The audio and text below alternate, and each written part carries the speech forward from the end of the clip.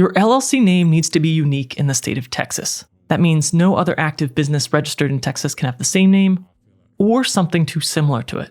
If you submit a name that's already taken or one that's too close to an existing name, your filing can be rejected.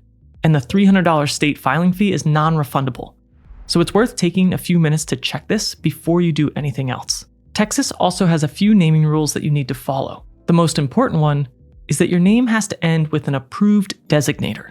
That means you need to include limited liability company, limited company, or an abbreviation like LLC or LC at the end of your name. Most people just go with LLC, and that's perfectly fine. You'll also want to avoid words that suggest your business is a government agency or a financial institution.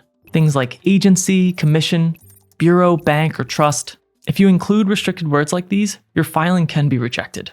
Once you have a name in mind, you need to check that it's actually available. In Texas, you can do this through the Secretary of State's official business search. The official tool is called SOS Direct, and I'll put the link in the description.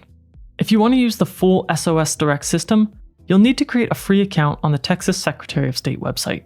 Once you're logged in, you can search for existing business names to see if yours is available. SOS Direct also offers a temporary login option. You'll need to provide a credit card, and they charge you $1 to validate your identity. The dollar is refunded, and it can take a while to receive your login credentials by email, so just keep that in mind.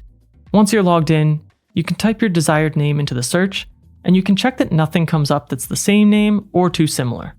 If you see a close match, you'll want to pick a different name before moving forward. And while you're at it, do a quick brand check as well. Search for your business name as a domain name, and check the major social media platforms too. It's fine if the exact match isn't available everywhere. You can usually add a small variation for social handles, but you do want to make sure that your name works for your brand before you lock it in. Finally, do a quick trademark search.